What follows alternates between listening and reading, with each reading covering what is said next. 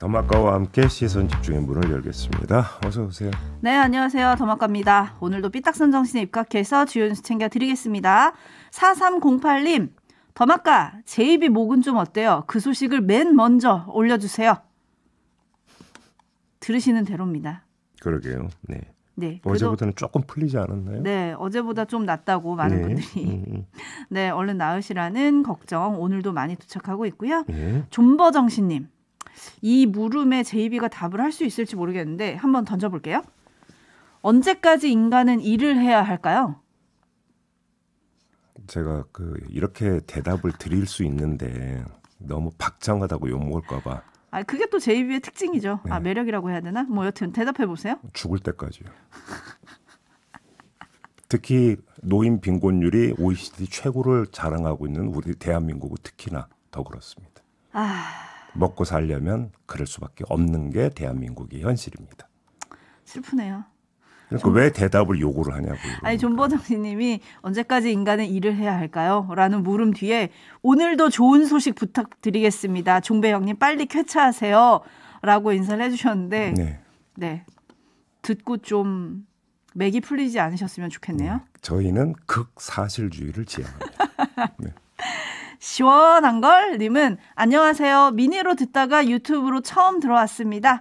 지금 출근하기 너무 싫어요. 연휴 동안 독감 걸려서 죽다 살았습니다. 다들 독감 조심하세요. 아, 그러니까 기사도 나왔더라고요. 독감 무섭게 퍼지고 있다고. 제이비도 지금 감기가 얼른 나으시면 바로 독감 예방접종에 들어가시길 바라겠습니다. 네. 5781님, 휴일이 끝나고 출근길이라 그런지 차가 더 막히는 것 같습니다. 그래도 제이비 들으면서 출근하니 좋네용 이라고 느낌표도 2개 찍어주셨고요. 고맙습니다. 네. 김창면님은 새벽 출근길에 숲속에서 귀뚜라미 우는 소리가 들리는 걸 보니 가을이 깊어가는가 하는 생각이 드네요. 라고 해주셨습니다. 어디 전원주택에 사시나요? 출근하는데 숲속에서 귀뚜라미 소리가 들린다면 전원주택 아닌가요? 새벽에 저도 들었는데. 그래요? 인도 이렇게 풀숲에서 울던데요? 숲속이라고 했잖아요, 조금 전에. 아, 그러네요. 네, 그죠? 죄송합니다. 네. 저도 감기약을 사실은 먹어가지고 지금 약간 제 로망이긴 한데 실현 가능성은 별로 없어갖고 전원주택에 사는 게. 네. 아, 이 와중에 제이비 변성기가 온 건가요? 쾌차보다는 회춘이길 바라봅니다. 저 사춘기예요. 네. 아, 이것도 뭐 좋은 해석이네요. 쾌차보다는 회춘. 아유, 그렇다면 뭐 더 걸릴 수도 있는데. 그리고 어제의 경험상 방송이 끝날 때쯤 유튜브 연장 방송 들어갈 때 되면은 더 매력적인 목소리가 되더라고요. 네, 제이비타임즈가 사실은 제일 힘든 시간인데 조금 더 힘을 내주시길 바라면서 뉴스 본격적으로 챙겨드리겠습니다. 제이비타임즈 오늘 주목할 첫 번째 뉴스는요, 오디오로 먼저 만나보시죠. 자, 이재명 의원을 비롯해서 민주당 의원들께서 증거가 없다고 주장하고 계시기 때문에 저는 국민들 앞에서 설명할 의무가 있는 겁니다. 그 부분에 대해서 설명하는 것을 듣기 싫으시다면 그것은 내용을 알지 못하고 그냥 판단하겠다는 얘기밖에 되지 않겠습니까? 저는 국무위원으로서 여기서 그 내용을 설명할 임무가 있습니다. 그 임무를 다하겠습니다. 네. 국회 법사위 소속 권칠승 더불어민주당 의원이 1990년 이후 국회 본회의에서의 법무장관 체포동의안 설명 발언량을 분석해서 그 결과를 어제 내놨습니다. 1등부터 5등까지가 모두 한동훈 현 법무부 장관이었다고 합니다. 1위를 기록한 게 지난달 21일 백현동 개발 의혹 등에 따른 이재명 체포동의안 설명이었는데요. 국회 회의록 기준으로 9,632자였다고 합니다. 근데 이것도 원래보다 줄어든 게 원래는 15,000자에 달했지만 피의사실 공표를 중단하라는 민주당 의원들의 반발에 발언을 줄인 건데도 1등을 기록했다고 합니다. 네, 좀 전에 오디오로 들은 바로 그 장면이죠. 그렇죠. 2등은 위례 대장동 개발 의혹 등에 따른 이재명 체포동의안 설명으로 7,460자. 3등은 노웅래 체포동의안 4,308자, 4위는 하영재 체포동의안 2,545자, 5위는 윤관석 이성만 체포동의안 2,060자였다고 합니다. 그 다음 6위가 누구냐? 이석기 체포동의안으로 당시 황교안 법무장관의 설명 발언이었다고 하는데 1862자였다고 합니다. 1위부터 5위까지 한동훈 장관이 차지를 했다. 그리고 발언 분량도 굉장하다. 이런 내용인데 어떻게 해석해야 될까요? 일단 저는 먼저 본 게 분석 주체가 권칠승 민주당 의원 아니겠습니까? 네. 민주당 소속이죠. 따라서 분석에 혹시 편향성이 없는지부터 좀 따져봐야 돼서 좀 꼼꼼히 살펴봤는데 그럴 여지는 거의 없습니다. 왜냐하면 국회 회의록 기준으로 글자 수를 센 것이기 때문에 여기에 주관적 해석의 여지가 개입할 부분이 별로 없는 거죠. 그렇기 때문에 인용 보도를 해도 된다고 생각을 해서 지금 전해드리고 있는 건데요. 자, 지나치게 소상한 설명이 사실상 피의사실 공표에 해당하는 것 아니냐라는 점은 민주당이 계속 제기를 해보니까 촌철님들의 판단에 맡기도록 하고요. 다른 각도를 한번 짚어봅시다. 비교를 해보겠는데요. 첫 번째, 이재명 대 이재명입니다. 이른바 백현동 의혹 대 대장동 의혹.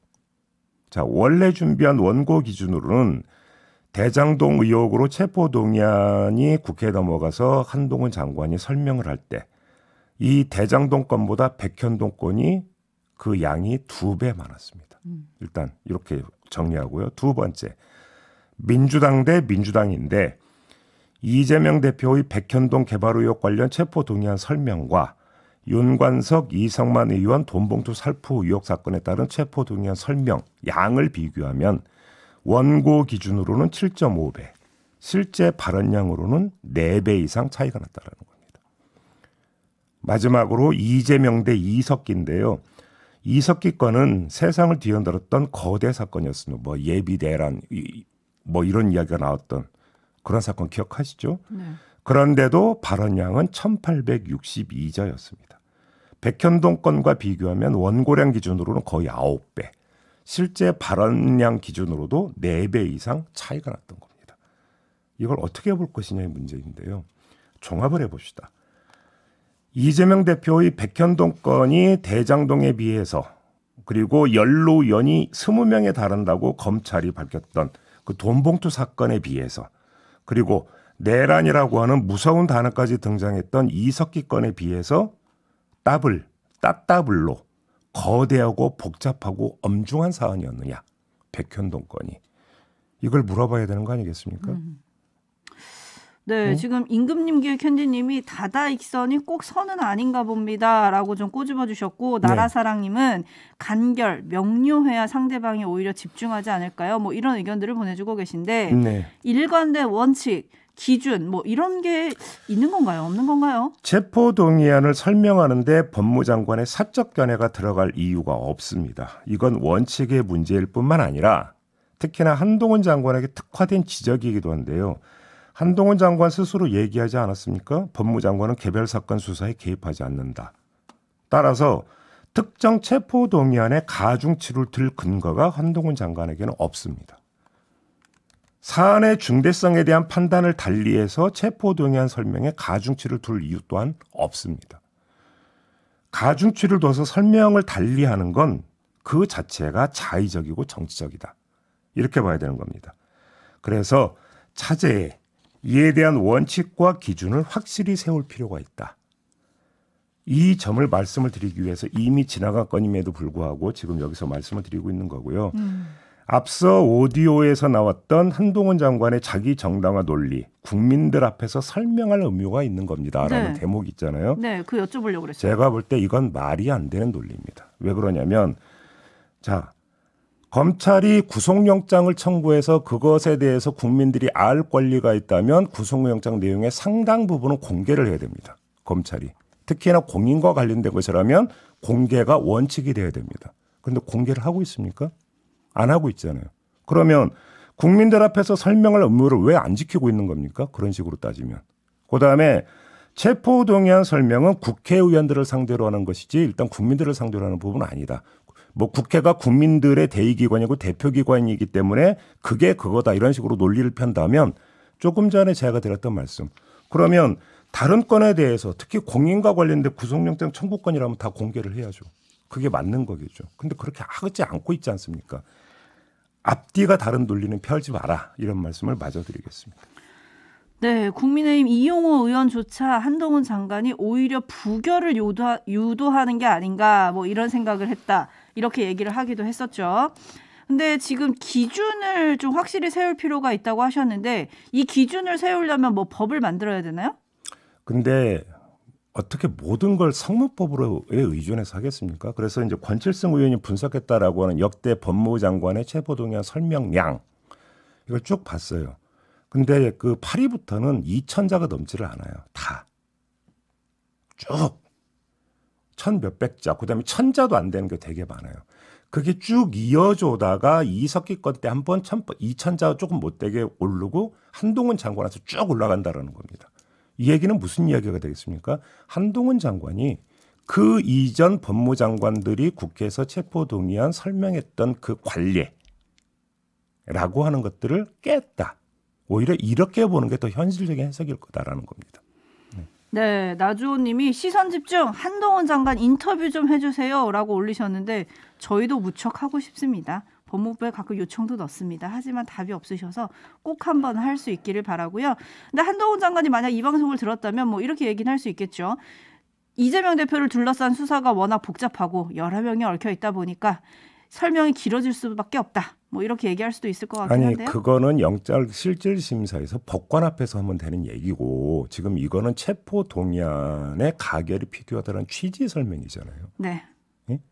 마진가님이 정치적인 설명 아닌가요? 라고 꼬집어 주셨는데요. 아무튼 뭐 기준을 세울지 그다음에 또 이런 장면이 또 연출될 수도 있잖아요. 그때는 어떻게 나올지 그것도 시선 집중하겠습니다. JB타임즈 다음 주목할 뉴스는 어떤 건가요? 하태경 의원이 부산 해운대를 떠나서 서울에 출마한다고 선언한 사실 어제 전해드리지 않았습니까? 네. 이에 한 사람이 홍준표 대구시장이 운영하는 온라인 소통 채널 청년의 꿈에 하 의원의 서울 출마 선언이 좋아 보인다 이렇게 글을 올렸다고 합니다. 그러자 홍준표 시장이 선당 후사라기보다는 제 살 길 찾는 거지요라는 답글을 달았다고 합니다. 이게 논란이 됐습니다. 그러자 천하람 국민의힘 순창갑 당협위원장이 나섰는데요. 왜 사감을 앞세워서 깎아내릴 생각만 하냐. 수도권에 도전할 엄두도 못 내다가 결국 영남에 무소속으로 출마하는 것보다 100배는 낫지 않냐. 이렇게 지적을 했다고 합니다. 사감. 어떤 사감이죠? 두 사람 사이가 안 좋다라는 건 뭐 세상에 다 아는 일 아니겠습니까? 공개 설전도 여러 번 벌인 바가 있었고요. 천하람 위원장은 이걸 두고 사감을 앞세운다고 지적을 한 것 같은데 자 그러면 그건 하태경 의원과 홍준표 시장이 알아서 푸시라 이런 말씀만 드리겠고요. 진짜 관전 포인트는 다른 데 있다. 이 말씀을 드리겠습니다. 진짜 관전 포인트 어떤 건데요? 홍준표 시장이 하태경 의원 대하듯 다른 사람의 공천에 대해서 한마디 하면 어떻게 될까라는 상상을 한번 해봤습니다. 특히 TK 지역 공천에 대해서 한마디 한다면 어떻게 될까? 라는 생각을 해봤습니다. 그게 무슨 뜻일까요? 공천 영향력을 행사할 만한 인물이다. 뭐 이런 얘기십니까? 그건 아닐 겁니다. 대구시장으로서 직접 공천에 개입할 수도 없고 또 당의 징계까지 받은 사람 아니겠습니까?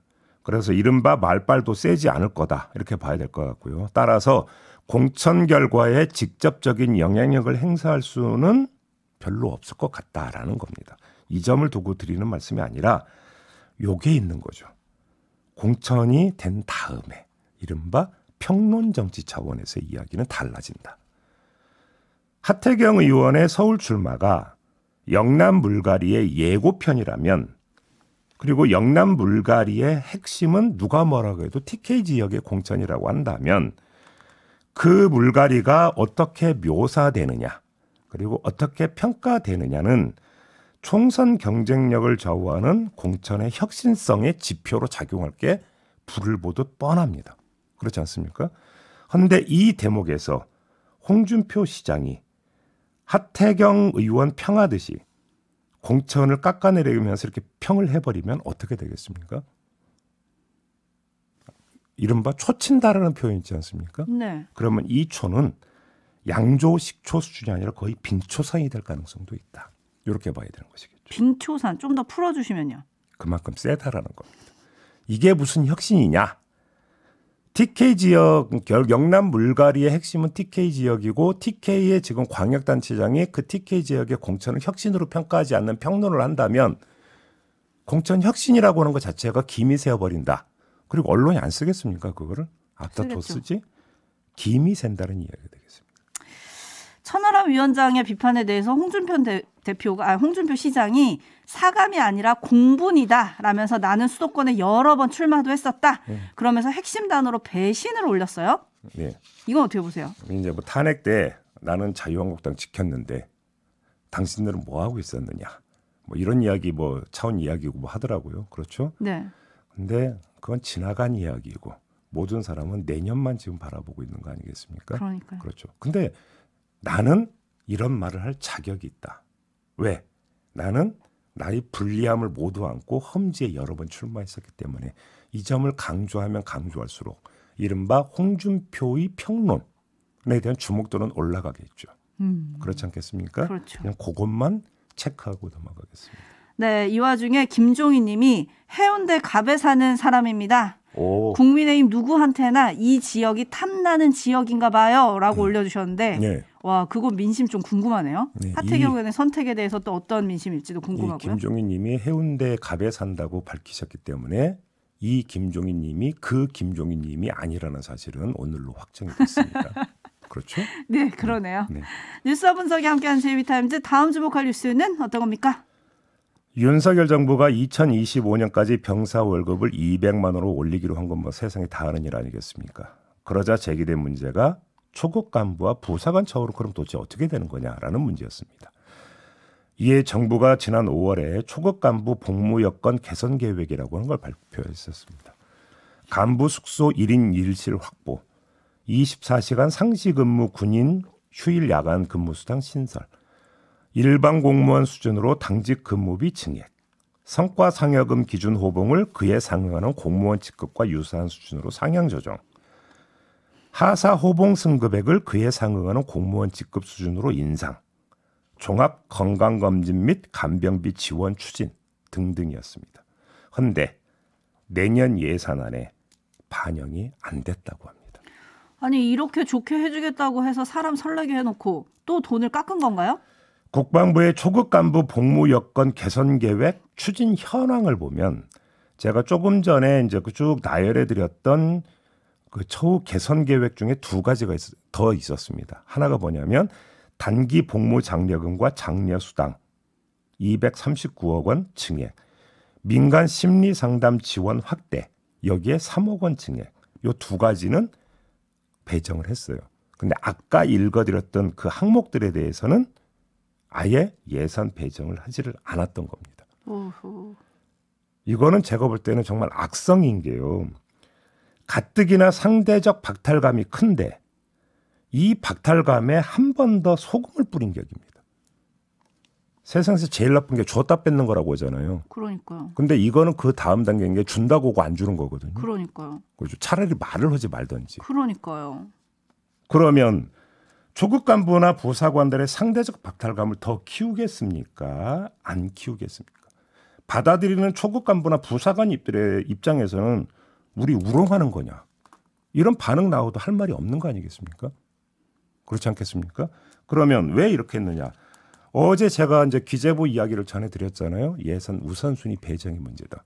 그럼 이것도 우선순위의 문제 때문에 밀렸다고 치면 아, 우리들의 처우는 별로 안 중요했구나. 그럼 또 초급 간부나 부사관들은 그렇게 받아들이지 않겠습니까? 그러면 상대적 박탈감에 열패감까지 더해지는 거 아니겠습니까? 군의 사기를 올려도 부족한 판에 떨어뜨리는 거 아니겠습니까? 그렇죠. 네. 희나리 님이 립서비스였던가요? 라고 해주셨고 나주호 님은 이건 거짓말이죠. 라고 해주셨는데 초급 간부 처우 개선을 위해서 그 평일 당직 근무비가 지금 10,000원이래요. 근데 그걸 이제 30,000원으로 인상하겠다. 뭐 이런 내용도 이종섭 전 국방장관이 되게 강조를 했었는데 네. 그것도 이번 예산에 지금 들어가지 않았다는 거고요. 그러면서 이 뉴스 때문에 또 다시 주목을 받는 뉴스가 지난 7월에 전국 108개 대학 중에서 절반 이상이 육군 학군 장교라고 하잖아요. ROTC. 정원이 미달됐다는 뉴스가 있었어요. 네, 그 전에 있었죠. 이래서 누가 그러면 초급 간부로 가려고 하겠냐. 네. 이런 뉴스 뉴스가 다시 한번 주목을 받고 있습니다. 근데 이제 제가 이제 건건이 거의 매일같이 지금 한 건 한 건씩 전해드리고 있는데 이 모든 게 세수 부족에서 비롯되는 거잖아요. 세수 펑크에서. 그러면 자 씀씀이를 줄이겠다라고까지는 이해를 하겠어요. 그러면 뭘 줄였느냐? 지금 저희는 이걸 현미경으로 들여다보고 있는 거잖아요. 네. 줄이면 안 되는 것도 줄이고 있어서 문제가 되는 거잖아요. 그러면 지금이라도 생각 고쳐먹고 국채를 발행하는 듯 해가지고 예산을 더 확보할 수 있는 방안을 짜야죠. 그러면 결국은 이런 사람들 그냥 고통 감내하라. 이 얘기밖에 안 되는 거잖아요. 쥐어짜는 게 사람들이 허리띠 쥐어짜는 거잖아요. 이래야 되느냐라는 얘기입니다. 제 얘기. 마무리하겠습니다. 고맙고 수고하셨어요. 고맙습니다.